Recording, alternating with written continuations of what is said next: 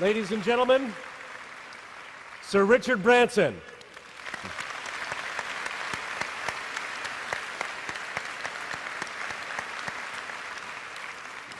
It's just like doing a radio show, and normally I'm behind a microphone, only this time all of the listeners are right in front of us, so this is going to be a piece of cake and we're going to have a lot of fun. This is so cool. I can't tell you, this has been a dream of mine for many years, to interview Richard Branson, and I'm just thrilled and honored. I've been such a huge fan of yours, as has everyone here. And true to form, you are such a classy act, Sir Branson. I understand that many people have paid a lot of money to be here today, but that all the proceeds from your speaking engagements worldwide go to a charity near and dear to your heart. So in many respects, all of you are contributing to those charities, and I'm wondering if you could elaborate on which charity they're going to, Richard. No, I'll just say thanks very much for coming. Hopefully, hopefully we can share some interesting thoughts today. But I think that if you are a successful entrepreneur, wealth comes with it, and responsibility comes with that wealth, and you can make a real difference. And so Virgin has one particular charity called Virgin Unite that unites the 50,000 employees who works for Virgin worldwide to tackle some of the major issues in the world. And obviously Africa is a place that just has numerous problems, but a lot of those problems, I believe, are solvable problems. They're not insurmountable problems. They just need, entrepreneurial social workers with resources to resolve them. So the money that you've paid today, that I've managed to extract from the organisers, is going towards a specific hospital that's being built in Africa, which will cater for about 200,000 people in a community that actually don't have any medical services, and so it'll make a big difference.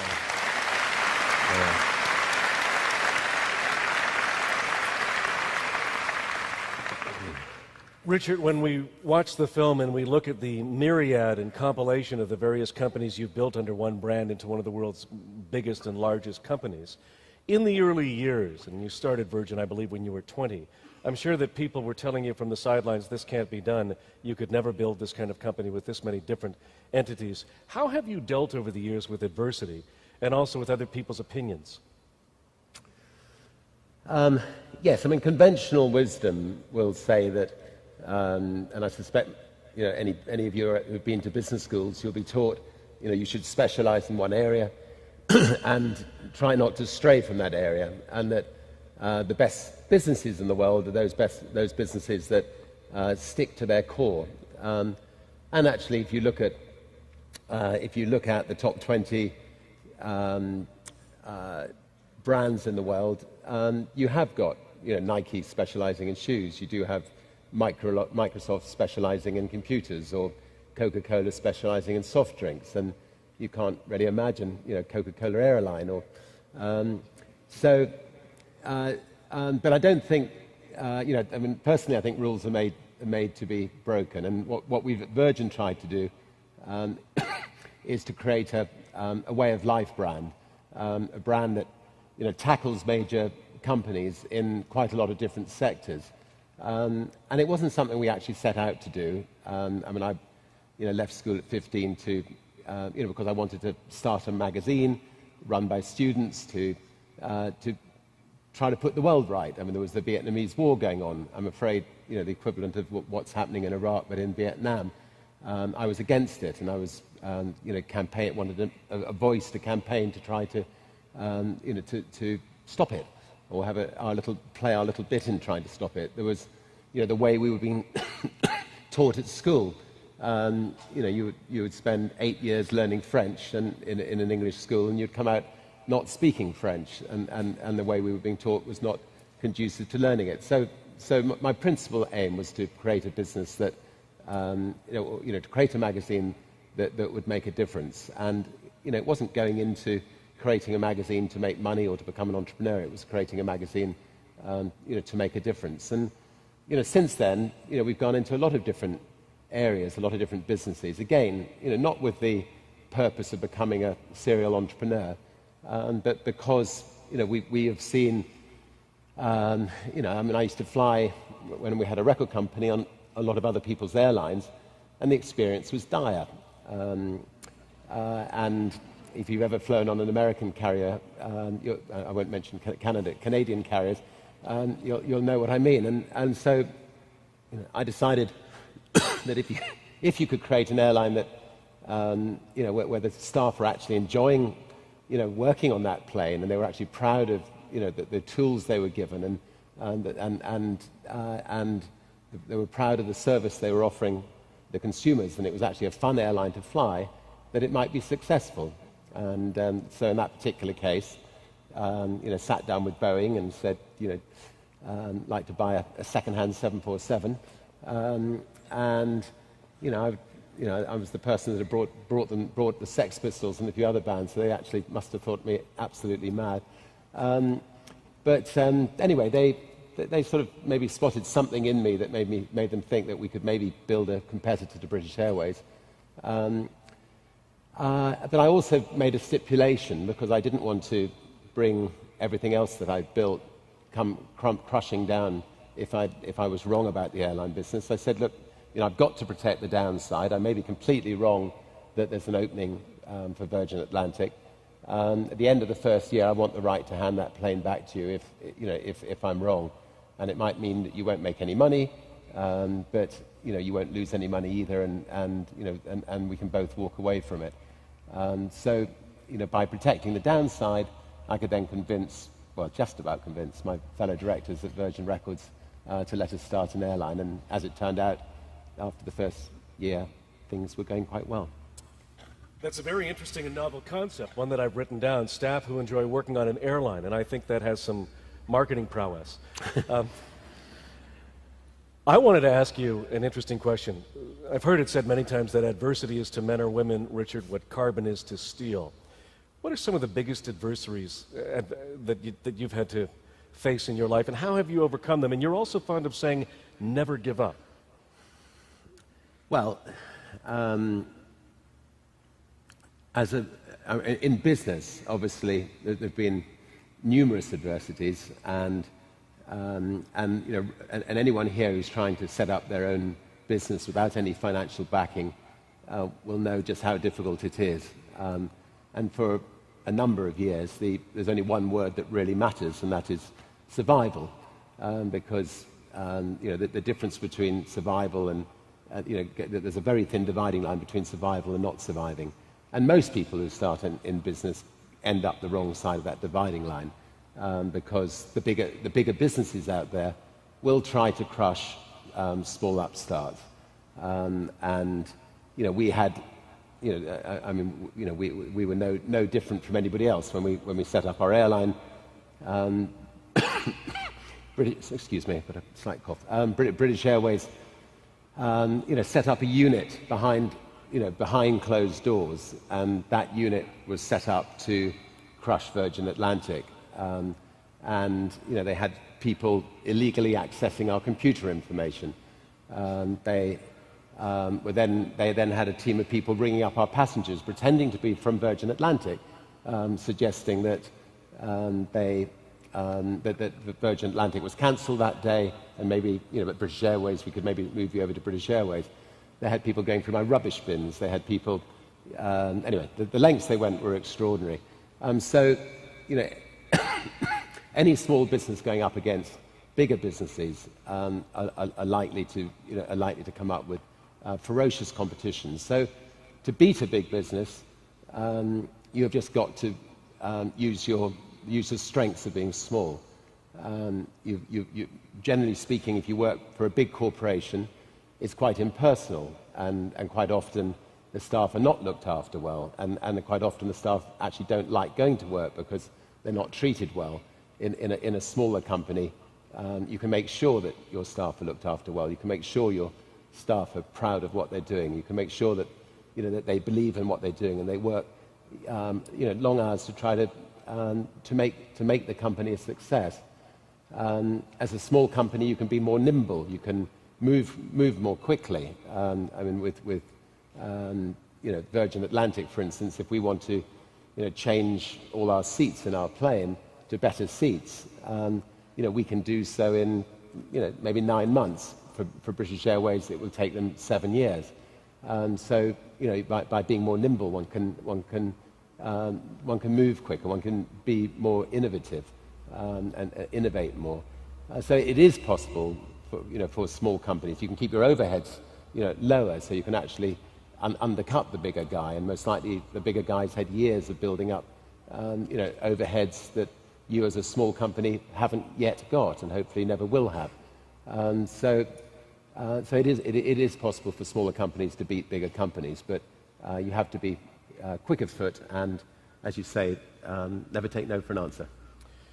Richard, you've spent a fair amount of your life running across the ocean in go-fast boats, hanging onto balloons and altitudes that are unthinkable. In fact, it was raining Richard Branson here on the weekend. You were hanging from a helicopter somewhere. Do you believe that without these challenges you would be who you are today, and do you believe that you can truly reach your goals without being challenged in life? Well, I think that there isn't a lot of difference between being an adventurer and being an entrepreneur. If you're an entrepreneur, you are pushing the limits. You're trying to, as I said before, trying to protect the downside. And the downside as an entrepreneur is going bust. As an adventurer, you're pushing the limits. You want to protect the downside because the downside possibly is losing your life. So you particularly want to protect the downside. I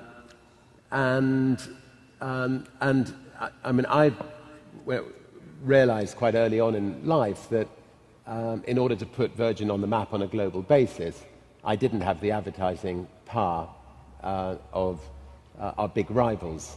So I would have to utilize myself to get out there and make sure that the world knew about Virgin. And I've had a lot of fun doing it, as well as the sort of normal stunts you do when you launch new businesses. So trying to beat the record for the fastest boat across the Atlantic. Yes, we ended up sinking the first time, but we came back and were successful the second time. Trying to be the first person to fly the Atlantic in a balloon. Yes, we sank the first time, but anyway, the second time we were successful, and so on. So, but I think it helped portray Virgin, as a company that was adventurous and was willing to literally, push the balloon out or the boat out, believing in their company enough to put it on the map. Anyway, it's been a lot of fun doing it, and it seems to have worked. You've talked a lot about living in the moment, and I know that you own a couple of islands, possibly a couple of continents by now. In living in the moment, and I was reading your book, it was very interesting to me that you could accomplish as much as in 15 minutes as many people can accomplish in a month. How have you found a way to make every second, every moment really count? Well, I'm very fortunate. I love life enormously. I love people. Love meeting new people. Love learning, about new things. I find myself in quite a unique position, and so don't want to waste the position I find myself in. Don't want to waste my time. And I think I'm in a position, I think, to make a difference in employing more people and challenging big business around the world. But equally, about 50% of my time, I think we can literally make a difference in the world on some of the big social issues. So living for the moment is fun, and it makes a lot of sense. And it would be very sad, I think, if somebody got into the position I've got and they didn't live life to its full. You've often said never do anything in life or in business where you can't sleep at night. Have you ever been in a situation where you were on the verge of doing a business deal or been involved in a business transaction where you felt uncomfortable about it and pulled out, where you couldn't sleep at night? I think that from an early age, and when I was 19, I had a rap on the back of my knuckles from the Customs and Excise in the UK.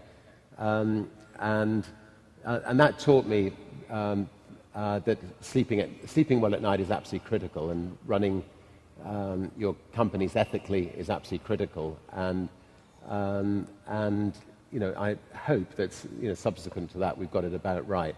And it is very important, because I think that, the reputation of a company or an individual can be destroyed overnight if you get it wrong.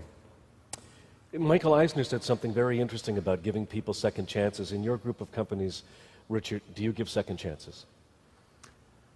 Yes, I mean, I think the word family is used by big business to talk about their company, and I'm afraid quite often misused. I remember, CBS Records in New York had a very impersonal company, and people were hired and fired at a moment's notice, and you'd find the managing director was the managing director, or the deputy managing director 1 year was certainly not there the next year, and so on. But I think that a good company does run its company as if it's a family, and if your son messes up, you don't kick him out of the family. I remember when I was 7 years old, we had a sweet shop next door, and or 6 or 7 years old, and I discovered where my father had left his pocket money, his spare change in his top drawer of his chest. So I went in one day and got some money out, went to the sweet shop, got a big pile of sweets, and Mrs. Avenel rang up my dad and said, "I think you should come along to the sweet shop." And my dad arrived, and she said, "Well, I'm sure you haven't given him this money to come and buy all these sweets." And my dad looked at her and went, "Of course I have." Anyway, it taught me that I've had similar situations with employees where they've maybe stolen a bit from the company and so on, but by sitting them down and talking to them, they've become the most loyal people you could imagine. You said you don't kick your son or daughter out for what they've done. In my case, I have 3 sons, and I'm thinking, depends on which one. What I'd like to do, with your permission, Richard, is I'd like to open up the floor for questions for you. Is that all right? And I know we've got a couple of runners out there with microphones, so if you have a question, if you'd raise your hand, and we'll try and find you. Here's a question over here in the front, and we'll get a microphone over to you as soon as we can. I don't know whether we should put the lights on for this, maybe. Should we turn the lights up a smidge? A spot? Hi there.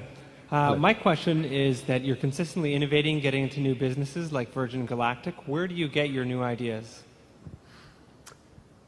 The question was where we get our new ideas and for new businesses. Some come from my own personal gut feeling. I mean, space travel is something. I'm old enough to remember watching the moon landings and thinking, I would love one day to have the opportunity to go into space, and assumed that in my lifetime, it would have gone without saying that, having been able to land man on the moon, that NASA would have then moved on to enabling members of the public to be able to experience the wonders of space. Waited a couple of decades, 2 or 3 decades, found that they really weren't interested in sending us human beings into space, and so in the early 90s went out to look for somebody who could be the best person to build a reusable space rocket commercially that could send people safely to space, and even more importantly, safely back to Earth. And came across Burt Rutan, and space travel. I think we'll be the only company in the world offering space travel for a while. It'll be great for the brand. It'll be wonderful to experience it personally, and hopefully in time we'll be able to bring the price down to enable a lot of people to be able to travel into space. Equally importantly on that one, because we spend a lot of time on clean energy. We're trying to build spaceships that are thousands of times more environmentally friendly than NASA spaceships, because otherwise I think in this day and age it would be unacceptable to send people to space with the dangers that are happening to this Earth. While we're waiting for the next question, I'm just wondering how long will it be before the Rolling Stones perform on Mars? I'll ask Mick the next time I see him. But anyway, yeah, I think Mars is a little bit further off anyway. Do we have another question? Okay. But the way they're going, they may still be around when we get there. Hello. Hi, over here. Richard? I can't see you, but I can hear you. Okay. Just wondering how the festival went this weekend, and will you do it again next year? Well, apart from one of the headline band being stopped at immigration and told they couldn't come in, which didn't help, I think people had a good weekend, and we had a lovely sunny Sunday. Not such a sunny Saturday. Maybe we should try it in July rather than September next time. But 30,000 happy people were there, and we'll certainly do it again next year. Richard, while we're waiting for the next question, who is the most influential person in your life today? Well, obviously apart from the family, I think the person I admire the most in the world, and I'm very fortunate to known him ever since even before he came out of prison, is Nelson Mandela. He and actually his wife are obviously remarkable people, and we're working together actually in setting up an organization which something quite good may come of it. And basically, he and his wife have agreed to be the founding elders of an organization called the Elders. And the idea is that initially he and his wife will appoint the 12 most respected people in the world. People like, say, Archbishop Tutu, or people like, say, President Carter, or maybe Kofi Annan when he steps down from the UN, and those people, those 12 people, will be properly funded to look at the bigger issues of the world that presidents and politicians don't look at. They'll think more long term. So, if you'd take global warming as an example, I mean, I've spent a lot of time the last few years reading about global warming. I started by reading a book called The Skeptical Environmentalist, which put the skeptical side on about global warming. But since then, I've read numerous books and met numerous scientists, and sadly, I think that the world is careering into a catastrophe, and it's a beautiful world, and we just can't let that happen. And it is possible, I believe, to stop it happening. I mean, there are one or two scientists like James Lovelock who discovered the ozone layer, who actually think we've let it go too far and we can't stop it now. But the majority of scientists believe that we can prevent catastrophe. But in order to prevent catastrophe, I believe that we need an organization like the Elders can do quite a lot in alerting the world to an issue like that.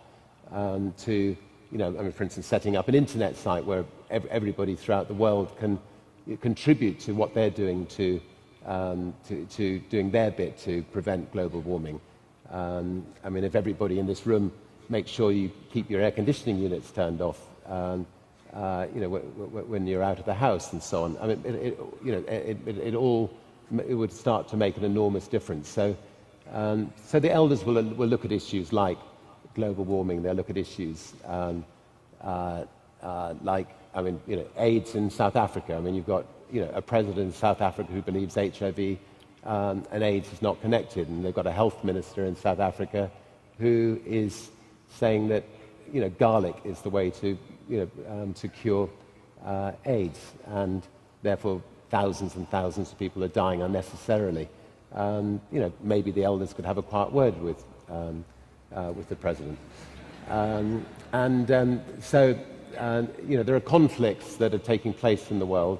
I mean, at the time when Israel invaded Lebanon 2 or 3 months ago, the same week Ethiopia invaded Somalia.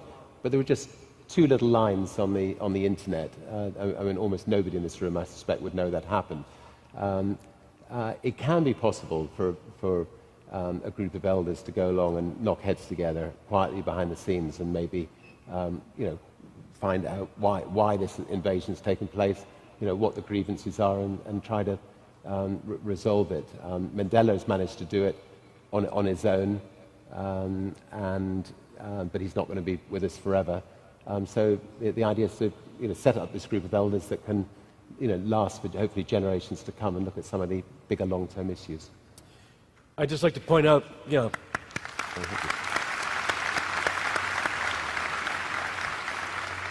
this is a topic on leadership, and I think what Richard Branson has done right now is exemplified why he truly is one of the world's great leaders with the triple bottom line: people, planet, and profits, Richard, and it's really spectacular to see that. We have a question from over here. Go ahead, please. What advice would you give to somebody just starting out in their career that wants to be really successful for themselves, their family, and the world at large? Well, I think first of all, you can't be successful for the world at large, you can't make a big difference to the world at large unless you look after yourself and make sure that you're successful initially. So, I think that realistically, it's unfair to ask for small, struggling companies to, say, contribute cash to the world at large. They can play their bit in the environment and make sure that the directors are not driving around in big cars and all the things, all the various areas that they can contribute to. But so the important thing is, if you're setting out in business, is you've got to actually look after yourself and your family first, and make sure that that you do well and that you're as successful as possible. Ideally, I think since you're going to spend your life most likely building, say, a business or working in a business, it must be something that you enjoy. It must be something that you're going to get satisfaction from. And I'm sure actually getting satisfaction from it is more important than making another $5,000 or $10,000 a year or whatever it is. So if you can get involved with something which is your hobby or something which really interests you, I think that that's important. And if you're actually trying to build a business, if you have a passion for what you're doing, you're going to be able to do it that much better. Are you planning to get into business yourself? Yes, one day. Anyway, well, good luck with it. Thank you. Do you have fun with everything you do, Richard? Is that part of your strategy? If it's not fun, we don't do it? I think it's extremely. I mean, I remember when we started, Virgin Atlantic, the rival airlines put out a press statement saying, what does somebody from the entertainment business know about the airline business, and what chance have we got to survive? I think what they didn't realize was actually, people in life like to be entertained. People like to, like to have fun. And if you're going to spend 80 or 90% of your, 80% of your life in the workplace, it's got to be enjoyable. You've got to, the people who are running companies must realize that the people that they're working with or working for them, this is their life. It must be a pleasurable experience. And at Virgin, we do try to make sure that, we throw lots of parties and that, the chairman of the group makes sure that he's the last home, and that's why I suspect I've got a deep throat today. But if I do go to a party and I'm socializing, I'll make sure I always have a notebook in my back pocket, because if you're partying with people who you work with, they're all going to have ideas. They're all going to have suggestions. And if you just listen and you've got a drink, you're not going to remember it the next day. So, scribble all those ideas down and make sure you address them the next day. And I think what makes an exceptional company over an average company is the detail. On our planes, for instance, I mean, we've striven to get all the little detail right. Even to the extent that if we've got these lovely little pepper pots and salt pots on Virgin Atlantic, and we know they're going to be stolen. So, underneath the salt pots, we've got stolen from Virgin Atlantic.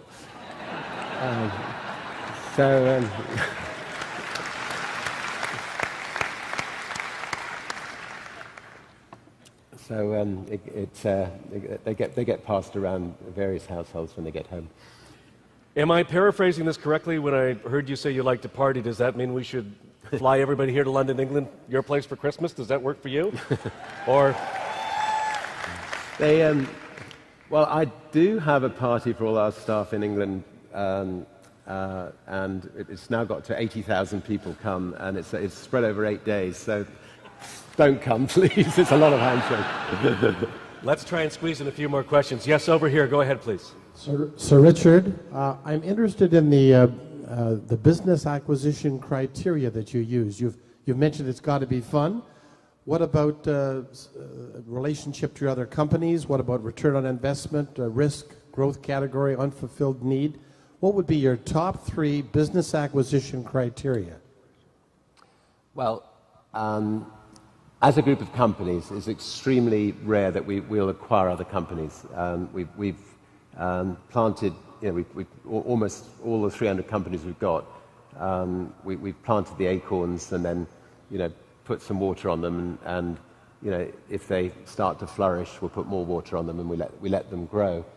But my criteria is, there's only so many hours, in the day, and it's ready to go into businesses where we can make a fundamental difference to a sector, or just a fundamental difference. I mean, I've talked about global warming.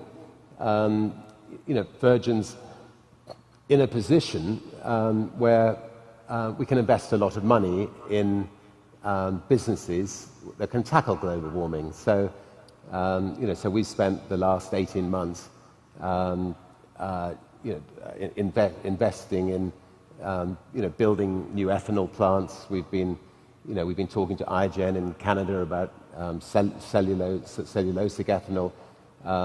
We've been investing in enzyme companies to try to, break down the cellulose to try to be able to use waste product rather than grain and corn to create ethanol. We've been developing a new fuel, sort of a derivative of butanol, which is again a very clean fuel like ethanol, but is more powerful than ethanol. So we will be spending hundreds of millions of dollars of profits we make from our mobile phone businesses and our airlines and other things in developing a whole series of different areas to tackle global warming. And I suspect other as many companies who can afford to right now ought to be looking at doing the same thing. I mean, if we can actually a company could consider trying to develop a little the most efficient solar panels to go onto people's houses that possible, or the most efficient wind power to go on people's homes. I mean, everybody I think in this room knows that they've got to play their bit in dealing with global warming. I suspect that for entrepreneurs in this room, it's going to become a bigger and bigger issue, and it would be something worthwhile. A lot of entrepreneurs in this room considering as a really important business to go into. So it can be a good business. It can do a lot for the world, and I suspect make a real difference. Richard, you have a history of doing great things for the world, and if we have time, I wonder if you could give us a brief synopsis of what you did with Virgin during the Iraq War.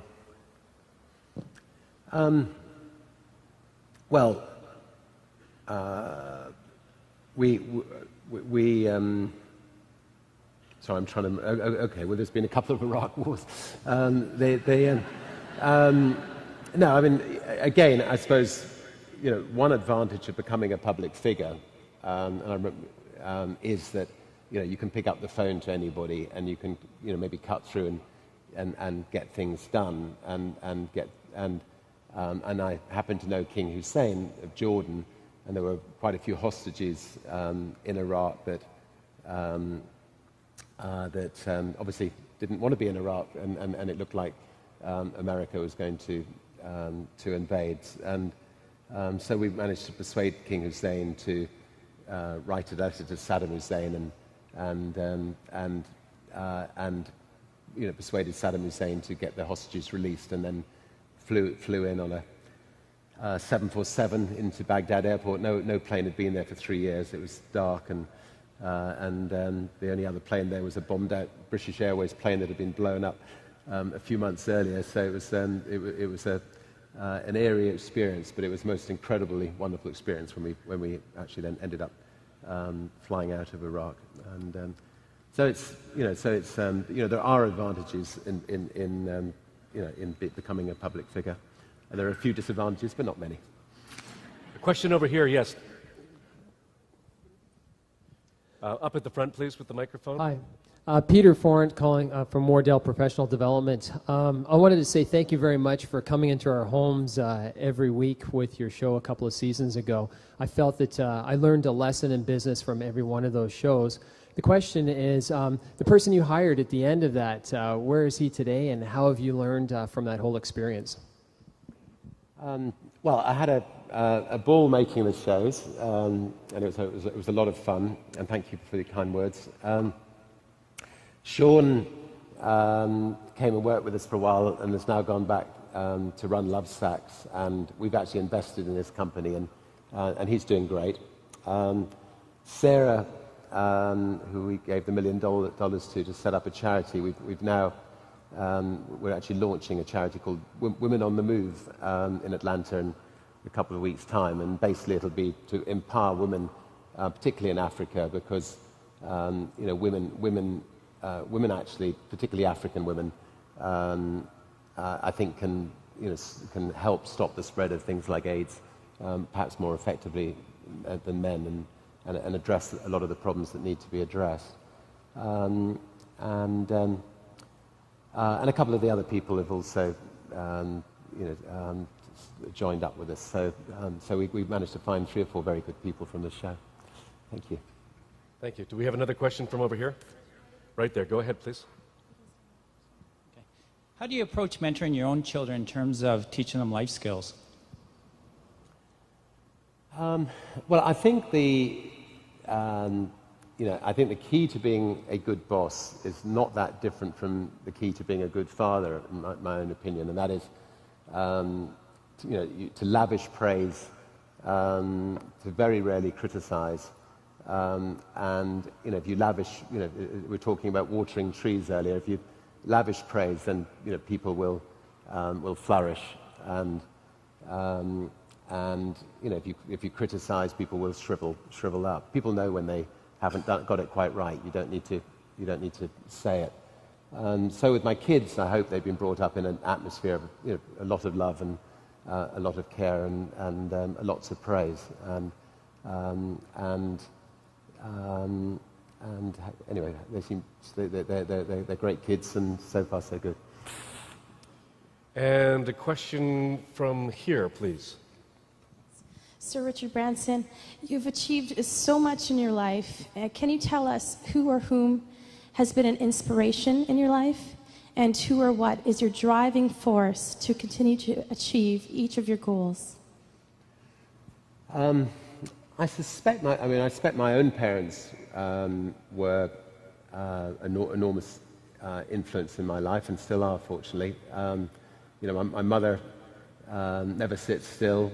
She wouldn't let me watch television as a child. I had to get out and do things, and she would put me on bicycles and make me ride 300 miles to see to see Granny when I was 6 or 7 years old. She made me do things that she would have got arrested for today. But anyway, she taught us to stand on our own 2 feet, and I spent the rest of my life trying to keep up with her. So we've been very fortunate as a family that lots of love and lots of support. Richard, we're just about out of time. I wanted to ask you, I was in London this summer, and in London this summer I heard a BBC, I think it was a repeat BBC interview with you, and it mentioned your daughter Holly, and they were alluding to the fact, in fact, you were being interviewed that your daughter, I believe her name is Holly, has been seeing Prince William, if I'm not mistaken. And I'm wondering, is there going to be a Branson in Buckingham Palace? Not to start rumors. Well, I think the word seeing, is as they do in newspapers, is very much in inverted commas. I mean, they're both good friends. I'll end on just an amusing note. Holly went to Prince William's 21st birthday party at Windsor Castle. Actually, I'll switch back a minute. 16 years before this birthday party, Princess Diana named one of our planes Lady in Red, and Princess Diana was great fun, and she was a good friend, and she went into the cockpit, and we were flying over Windsor Castle, and she had Prince William on her knee in the cockpit, and in the days when you were allowed in the cockpit, and she had the microphone, the speaker on, and she said to everybody in the plane, and if you look to the right, you'll see Granny's house. Anyway, so a number of years later, when Prince William was 21, Holly was there, and there was this giant iced elephant with this enormous trunk, and there were boys at the top, pouring shots at the top of the elephant. This is in Windsor Castle, and Holly was kneeling at the bottom, waiting to receive the shot through the trunk of the elephant, and her eyes glanced up to see the Queen looking down at her very disapprovingly. Yeah.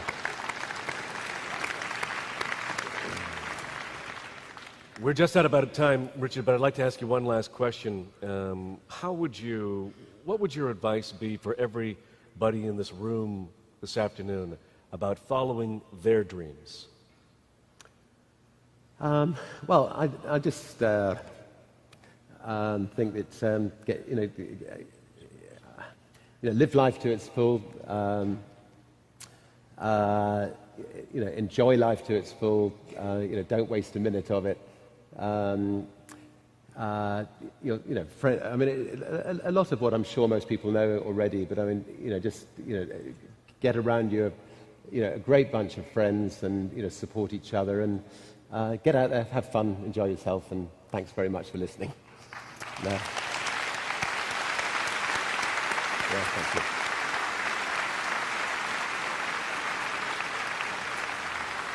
I would like to mention that one of our dreams has been to take the packaging and distribution of fulfillment for human beings to the rest of the world. And if you like Sir Richard Branson's message and Bill and Lance's message and the Power Within, next week we launch Power Within Broadcasting on international satellite, television, and radio. And that's one of our goals, to take this information worldwide. Richard, on behalf of all of us, thank you. Thank you. Thank you so much. Thanks a lot. Thank you.